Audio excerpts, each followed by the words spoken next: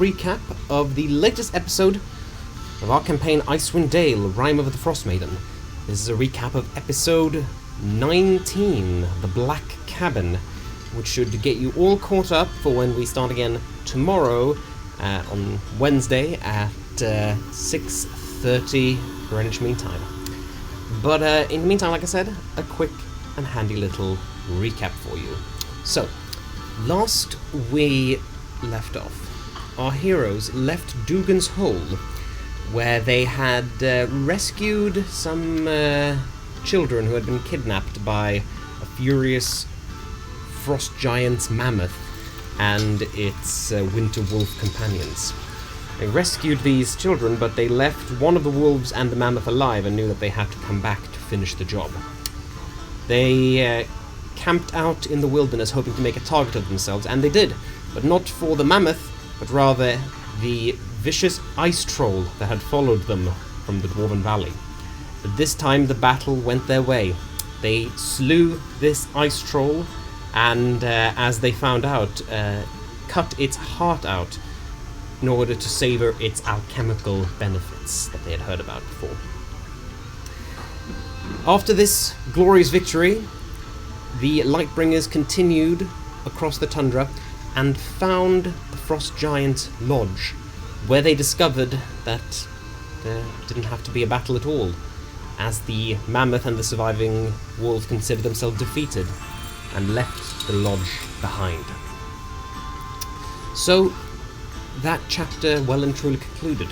The Lightbringers searched through the lodge, trying to find any more treasures and artifacts left behind.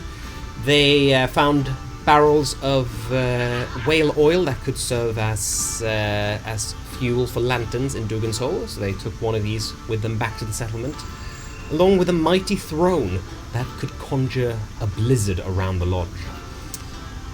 However, they were most interested in this barrel of oil, which they transported back to Dugan's Hole, which was much appreciated. After this, our heroes set out south to head for Sunblight, the Durgar fortress, in order to thwart Zardarok Sunblight's plot to overthrow 10 towns. But on the way, a vicious blizzard started. A blizzard that was more intense and violent than anything they'd encountered before.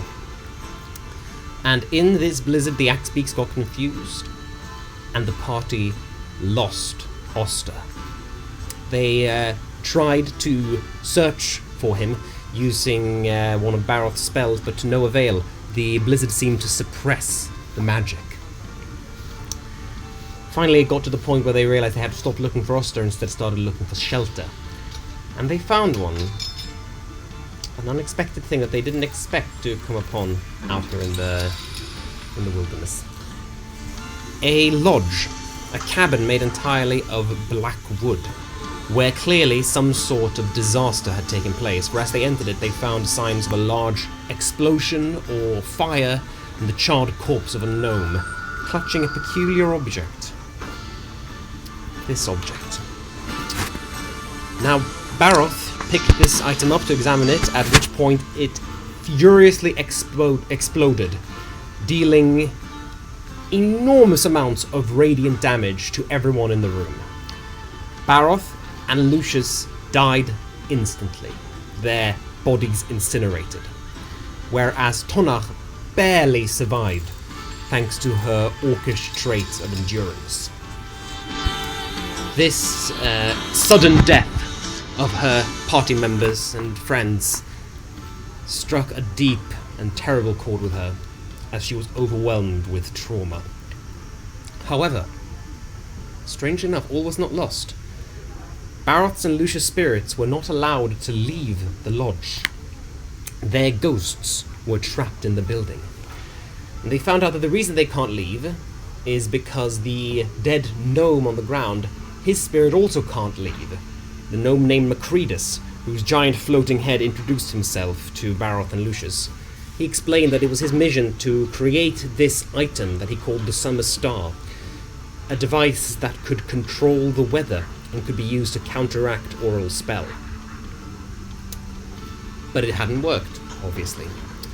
And the only way to put Macrea's spirit to rest, and for Barroth and Lucius' souls to return to the land of the living, would be to repair the item. And thus began a grueling 12 hours where Barroth and Lucius coached Tonach from the afterlife into fixing this item. It took a lot of smithing skills, a lot of time, and a lot of hard work and detective skills in order to deduce what was wrong with this item and repair it. But after 12 grueling hours, she succeeded. They all succeeded.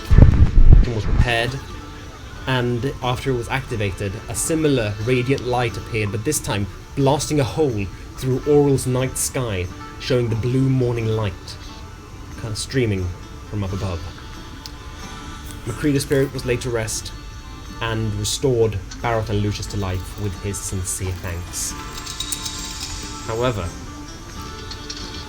just after this, Tonach stepped outside to recover from the intense trauma he was feeling. He spotted someone viewing them, someone observing. The silhouette of Oral the Frostmaiden herself stood just outside the black cabin and calling her followers, summoning them onto the cabin in order to exact vengeance upon the adventurers that dared to counteract her terrible night. And that is where we will pick up tomorrow.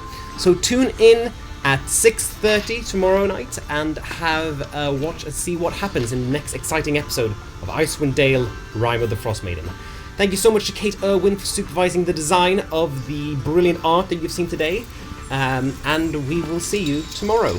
Take care. Bye-bye.